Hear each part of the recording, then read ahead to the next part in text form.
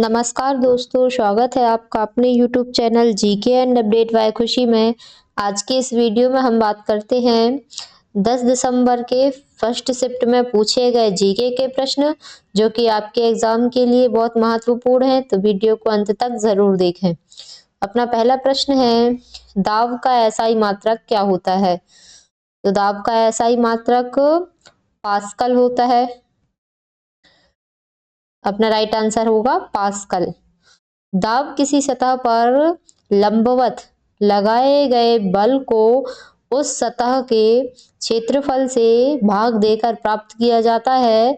यह भौतिकी का एक अत्यंत महत्वपूर्ण सिद्धांत है। सिक्के, हथौड़ा, चाकू आदि चीजें दाब के सिद्धांत पर ही कार्य करती हैं। अगर सतह का क्षेत्रफल छोटा हो तो दाब बढ़ जाता है। इसी कारण से चाकू की तेज धार आसानी से वस्तुओं को काट देती है। क्यों? क्योंकि उसका क्षेत्रफल छोटा होता है और दाब बढ़ जाता है। 1 पास्कल बराबर क्या होता है? 1 न्यूटन प्रति वर्ग मीटर होता है। दाब को बार, एटमॉस्फेयर, टार आदि चीजों में हम माप सकते हैं। ब्लड प्रेशर भी दाब है, जिसे mmHg में मापा जाता है। नेक्स्ट क्वेश्चन है, 2025 में किस पैरा एथलीट को मेजर ध्यानचंद खेल रत्न पुरस्कार से सम्मानित किया गया? तो अपना राइट आंसर होगा प्रवीण कुमार। प्रवीण कुमार को पैरा एथलीट को मेजर ध्यानचंद खेल रत्न पुरस्कार से सम्मानित किया गया। प्रवीण कुमार भारत के युवा पैरा हाई जंप एथलीट हैं, जिन्होंने कई अंतरराष्ट्रीय प्रतियोगिताओं में देश को गौरवान्वित किया है। उनकी व्यापक उपलब्धियों और अंतर उत्कृष्ट प्रदर्शन को देखते हुए उन्हें 2025 का भारत का सर्वोच्च खेल पुरस्कार मेजर ध्यानचंद खेल रत्न दिया गया है। किसको दिया गया है? प्रवीण कुमार को। यह पुरस्कार किसी भी खिलाड़ी को उसके पूरे वर्ष के सर्वश्रेष्ठ प्रदर्शन के आधार पर दिया जाता है। कोई भी खिलाड़ी हो, उसको पूरे वर्ष देखते हैं कि उसका सर्वश्रेष्ठ प्रदर्शन है कि नहीं खेल में। यदि रहता है तो उसको यह पुरस्कार दिया जाता है। पहले उसका नाम राजीव गांधी खेल रत्न पुरस्कार था। अब कौन सा है? अब इसको कर दिया गया है मेजर ध्यानचंद खेल रत्न पुरस्कार। प्रवीण कुमार टोक्यो पैरालंपिक में भी पदक जीत चुके हैं। खेल रत्न पुरस्कार में 25 लाख रुपए से पुरस्कार राशि दी जाती है। नेक्स्ट क्वेश्चन है, 2025 में नया बेहद दुर्लभ रक्त समूह एंटीजन खोजा गया। यह महिला किस राज्य की थी? किस राज्य की थी? कर्नाटक राज्य की। 2025 में किए गए एक मेडिकल अध्ययन में एक महिला के शरीर में एक ऐसा रक्त समूह एंटीजन पाया गया जो बहुत ही दुर्लभ था और दुनिया में अत्यंत कम लोगों में मिलता है।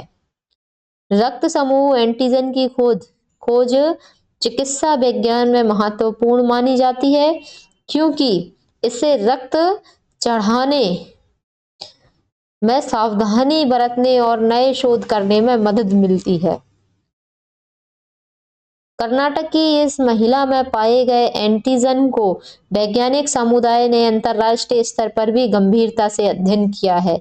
दुनिया भर में 40 से अधिक दुर्लभ रक्त समूह पहचाने जा चुके हैं।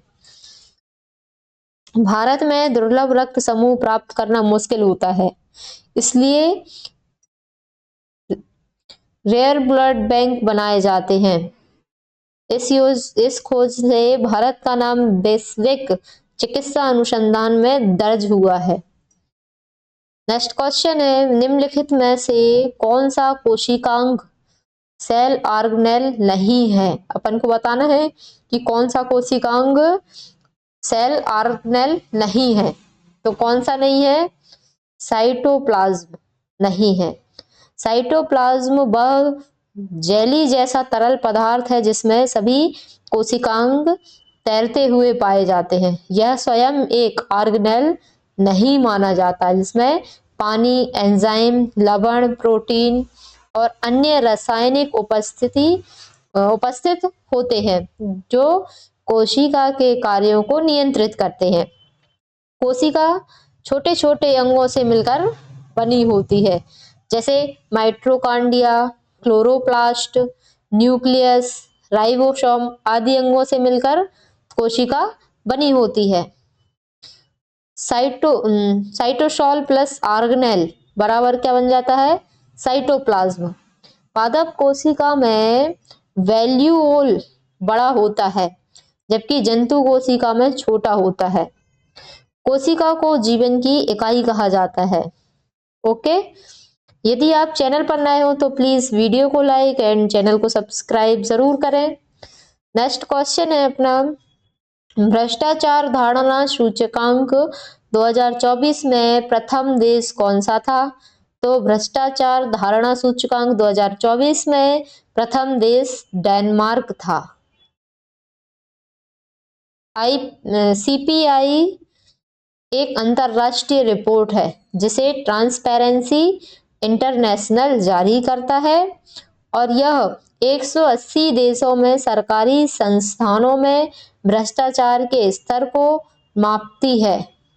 सीपीआई स्कोर 0 से 100 के बीच होता है। यदि वो 0 है तो अत्यंत भ्रष्ट देश माना जाएगा और यदि वो 100 है तो अत्यंत पारदर्शी और ईमानदार देश माना जाता है। डेनमार्क कई वर्षों से लगातार दुनिया का सबसे कम भ्रष्ट देश रहा है।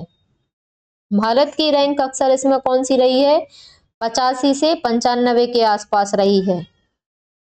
सीपीआई सरकारी विश्वास, पारदर्शिता और नियमों की मजबूती को दर्शाता है। फिनलैंड और न्यूजीलैंड भी शीर्ष 3 में रहते हैं। नेक्स्ट क्वेश्चन है, ध्वनि की तीव्रता मुख्य रूप से किन कारकों पर निर्भर करती है? तो ध्वनि तरंग के आयाम और ध्वनि स्रोतों पर निर्भर करती है। ध्वनि ऊर्जा के रूप में चलने वाली तरंग है। ध्वनि की तीव्रता इस बात पर निर्भर करती है कि ध्वनि तरंग कितनी ऊर्जा ले जा रही है। यदि आयाम अधिक होगा तो ध्वनि जोरदार सुनाई देती है ना? जैसे ढोलक का जोर से बजना, यदि ढोलक का जोर से बजना, ये इसका उदाहरण है। दूरी बढ़ने पर ध्वनि कमजोर हो जाती है क्योंकि ऊर्जा फैल जाती है। यदि अब जैसे अपन ढोलक बजाते हैं तो ढोलक क्या आयाम अधिक होता है तो ध्वनि हमें जोरदार सुनाई देती है, अच्छी सुनाई देती है। ओके, और दूरी बढ़ने पर ध्वनि कमजोर हो जाती है तो और ऊर्जा में फैल जाती है तो इसलिए हमें अच्छी सुनाई नहीं देती। इसका एसआई मात्रक क्या है? वाट प्रति वर्ग मीटर। तीव्रता मापने का दिमाग की संवेदना से संबंध डेसिबल में मापते हैं। 120 डेसिबल से ऊपर ध्वनि खतरनाक मानी जाती है। यदि 120 से अधिक डेसिबल है ध्वनि का तो वो खतरनाक मानी जाती है। नेक्स्ट क्वेश्चन है, अक्टूबर 2025 में हुए ऑपरेशन हिंद 2025 में भारतीय सेना की टुकड़ी का नेतृत्व किस बटालियन ने किया? तो किसने किया था? गोरखा राइफल्स ने। ऑपरेशन हिंद 2025 भारतीय सेना का एक रणनीतिक सैन्य अभियान रहा था जिसमें गोरखा राइफल्स बटालियन ने नेतृत्व किया। यह रेजिमेंट अपनी बहादुरी, अनुशासन और अद्वितीय युद्ध कौशल के लिए विश्व भर में प्रसिद्ध है।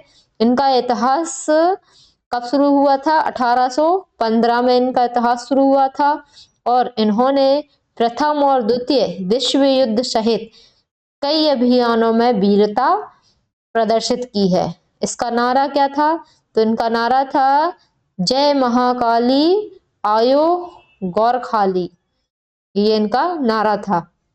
गोरखा सैनिक कुकरी नामक विशेष हथियार का प्रयोग करते थे। किस हथियार का प्रयोग करते थे? कुकरी नामक हथियार का। भारतीय सेना में कुल 7 गोरखा राइफल्स रेजिमेंट हैं। नेक्स्ट क्वेश्चन है, दिसंबर 2025 की शुरुआत तक भारत की लाइव ब्लिट्स रैंकिंग में कौन सा ग्रैंड मास्टर पहले स्थान पर रहा? तो कौन सा ग्रैंड मास्टर पहले स्थान पर था? आर गगन अंधा। स्विट्स शतरंज वह प्रारूप है जिसमें खिलाड़ी को बहुत कम समय मिलता है। ऐसे तेज खेल में मानसिक गति और तत्काल निर्णय लेने की क्षमता होती है। जब कम समय मिल रहा है तो उसको मानसिक गति बढ़ानी पड़ेगी और निर्णय जल्दी लेना पड़ेगा। आर प्रज्ञानंदा भारत के युवा प्रतिभाशाली और विश्व प्रसिद्ध शतरंज ग्रैंड मास्टर हैं। उनकी तीव्र सोच और रणनीति चालें और लगातार उत्कृष्ट प्रदर्शन ने उन्हें 2025 में भारत का नंबर 1 ब्रिट्स खिलाड़ी बनाया। वे मैग्नस कार्लसन को हराने वाले सबसे युवा खिलाड़ियों में से एक थे। वर्ल्ड चेस फेडरेशन FIDE विश्व रैंकिंग जारी करती है। 2023 और 2025 के बीच उनकी रेटिंग सबसे तेजी से बढ़ी। नेक्स्ट क्वेश्चन है, हाइड्रा में मुकुलन द्वारा होने वाला प्रजनन किस प्रकार का होता है? तो हाइड्रा में मुकुलन द्वारा होने वाला प्रजनन अलैंगिक प्रजनन होता है। हाइड्रा एक मीठे पानी में पाए जाने वाली जीव है जो अपने शरीर से छोटी कलियां निकलकर नई संतान बनाती हैं। कली पूरी तरह विकसित होने के बाद माता से अलग होकर स्वतंत्र जीवन जीने लगती है। हाइड्रा क्या होती है? एक मीठे पानी में पाई जाने वाली जीव होती है जो अपने शरीर से छोटी छोटी कलियां निकलकर नई संतान बनाती है और कली क्या करती है? पूरी तरह विकसित होने के बाद माता से अलग होकर स्वतंत्र जीवन जीने लगती है। हाइड्रा अपनी रीजनरेशन क्षमता के लिए प्रसिद्ध है। अलैंगिक प्रजनन में केवल एक माता पिता होता है। नेक्स्ट क्वेश्चन है, दांतों का क्षय कब शुरू होता है? जब मुंह का pH कितना हो जाए? दांतों का क्षय कब शुरू होता है? जब मुंह का pH 5.5 हो जाए। मुंह में सामान्यतः pH लगभग 6.5 से 7.5 होता है। जब हम मीठा या अम्लीय खाद्य पदार्थ खाते हैं तो बैक्टीरिया शर्करा को अम्ल में बदल देता है।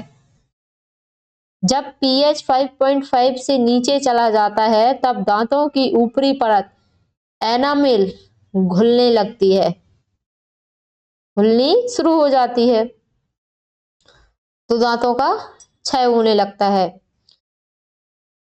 दांतों में पहला क्षय एनामेल से शुरू होता है, फिर डेटनिंग, फिर पल्प तक पहुंचता है।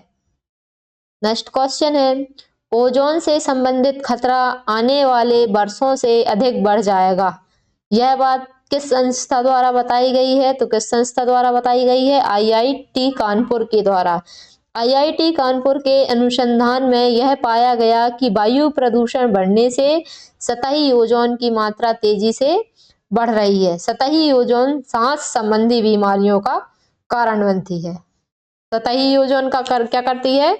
जो सांस संबंधी बीमारियां हो रही ना आजकल लोगों को, बुजुर्गों को, बच्चों को, तो उसका बीमारी का कारण बनती है। विशेषकर बच्चों और बुजुर्गों के लिए यह काफी हानिकारक है। इसके कारण अस्थमा, फेफड़ों की जलन, सिरदर्द जैसी स्थितियां बढ़ रही हैं। यह ओजोन अच्छी ओजोन यानी कि ओजोन परत से अलग होती है। सतही ओजोन कैसे बनती है? NOx प्लस VOCs प्लस सूर्य के प्रकाश से O3 बनती है, सतही ओजोन बनती है। नेक्स्ट क्वेश्चन है, अवतल दर्पण द्वारा बनने वाला प्रतिबिंब कैसा हो सकता है? अवतल दर्पण द्वारा बनने वाला प्रतिबिंब कैसा होगा? वस्तु की स्थिति के अनुसार प्रतिबिंब वास्तविक आभासी, उल्टा या सीधा हो सकता है। अवतल दर्पण अंदर की ओर घुमावदार होता है। कैसा होता है? घुमावदार होता है। इसकी सतह का केंद्र अंदर की ओर मुड़ा होता है, इसलिए यह प्रकाश किरणों को फोकस पर एकत्रित करता है। जब वस्तु फोकस से दूर होती है तो प्रतिबिंब वास्तविक और उल्टा बनता है, और जब वस्तु बहुत पास आती है तो दर्पण आभासी और सीधा प्रतिबिंब बनता है। क्या बता रहा है कि जब वस्तु फोकस से दूर होती है तो प्रतिबिंब कैसा बनता है? वास्तविक और उल्टा। और जब वस्तु पास होती है, पास आती है, तब प्रतिबिंब कैसा बनता है? आभासी और सीधा बनता है, जैसे सेविंग मिरर में दिखाई देता है। आपने देखा होगा। वास्तविक प्रतिबिंब स्क्रीन पर प्राप्त किया जा सकता है। दूरदर्शी, हेडलाइट्स, सोलर फर्नेस में अवतल दर्पण का उपयोग होता है। नेक्स्ट क्वेश्चन है, हाल ही में कौन सा भारतीय दुनिया का सबसे युवा पैरा तैराकी बनी जिनने इंग्लिश चैनल को पार किया? तो किसने किया था? जिया राय ने। जिया राय भारतीय नौसेना के एक नाविक की बेटी है और भारत की सबसे उभरती हुई युवा पैरा स्विमर है, जिन्हें जिस्म ऑटिज्म स्पेक्ट्रम डिसऑर्डर्स है। इसके बावजूद उन्होंने कम उम्र में इंग्लिश चैनल पार करके इतिहास रच दिया। इंग्लिश चैनल दुनिया की सबसे मुश्किल समुद्री मार्गों में से एक है। यहाँ तेज लहरें, ठंडा जल तापमान और तेज बहाव तैराकों के लिए चुनौती बनते हैं। इंग्लिश चैनल की लंबाई कितनी है? तो 34 इसकी लंबाई है। जिया राय ने कई लंबी दूरी की समुद्री तैराकियां पहले भी सफलतापूर्वक की हैं। उन्हें ऑटिस्टिक्स सुपर गर्ल के नाम से भी जाना जाता है। नेक्स्ट क्वेश्चन है, जनवरी 2025 में गंगा नदी में किस राज्य में बाढ़ से नाव पलट गई थी जिसमें एनडीआरएफ और एसडीआरएफ की टीमों ने बचाव कार्य किया? तो अपना राइट आंसर होगा उत्तर प्रदेश, वाराणसी। जनवरी 2025 में गंगा नदी का जलस्तर अचानक बढ़ने के कारण वाराणसी के पास एक नाव पलट गई थी, जिसमें एनडीआरएफ और एसडीआरएफ ने तुरंत बचाव अभियान चलाया और कई लोगों को सुरक्षित निकाला।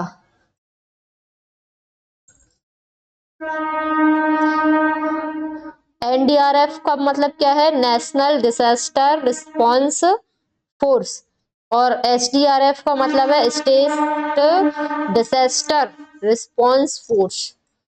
नेक्स्ट क्वेश्चन है, सूखे पत्ते और फल तब गिर जाते हैं जब हम किसी पेड़ को हिलाते हैं, तो यह किसके कारण होता है? यह किसका उदाहरण है? तो यह जड़त्व का उदाहरण है। जड़त्व वह गुण है जिसमें कोई वस्तु अपनी अवस्था में तब तक बनी रहती है जब तक उस पर बाहरी बल ना लगाया जाए। सही बात है कि जब तक वह वस्तु जब तक बनी रहती है जब तक हम उस पर बाहरी बल ना लगाया जाए। जब पेड़ को हिलाया जाता है तो शाखाएं तो हिल जाती हैं और पत्तियों में मौजूद जड़त्व उन्हें वहीं रहने देता है, इस कारण वे गिर जाते हैं। यह न्यूटन के प्रथम गति के नियम पर आधारित है। नेक्स्ट क्वेश्चन है, धातु और अधातुओं के बीच कौन सा बंध बनता है? तो धातु और अधातुओं के बीच कौन सा बंध बनता है? आयोनिक बंध। धातु इलेक्ट्रॉन छोड़कर धनायन बनाती है और अधातु इलेक्ट्रॉन लेकर ऋण आयन बनाती है। धातु जब इलेक्ट्रॉन छोड़कर कौन सा आयन बनाती है? धन आयन बनाती है, और धातु जब इलेक्ट्रॉन लेती है तो वो कौन सा आयन बनाएगी? ऋण आयन बनाती है। इन्हीं विपरीत आवेशों के आकर्षण से कौन सा बंध बनता है? आयोनिक बंध बनता है। NaCl, जिसको साधारण नमक कहते हैं, सबसे प्रसिद्ध आयोनिक यौगिक है। आयोनिक यौगिक ऊंचे तापमान पर गलते हैं और पानी में घुलकर विद्युत प्रवाह करते हैं। नेक्स्ट क्वेश्चन है 2025 में न्यू डेवलपमेंट बैंक का 9वां सदस्य कौन बना? तो न्यू डेवलपमेंट बैंक का 9वां सदस्य कौन था? अल्जीरिया। न्यू डेवलपमेंट बैंक की स्थापना ब्रिक्स देशों द्वारा विकसित विकासशील देशों को वित्तीय सहायता देने के लिए उद्देश्य से हुई थी। 2025 में अल्जीरिया को इसका 9वां सदस्य बनाया गया। और न्यू डेवलपमेंट बैंक का मुख्यालय कहाँ है? तो शंघाई में इसका मुख्यालय है। यदि आप चैनल पर नए हैं तो प्लीज वीडियो को लाइक एंड चैनल को सब्सक्राइब जरूर करें। तो दोस्तों, आपकी सफलता ही हमारा मकसद है। अगर आज की वीडियो आपको पसंद आई हो तो वीडियो को लाइक और शेयर जरूर करें और ऐसे ही नई वीडियोस की अपडेट देखने के लिए चैनल को सब्सक्राइब कर लें। मिलते हैं अगली वीडियो में। Thank you. जय श्री कृष्ण।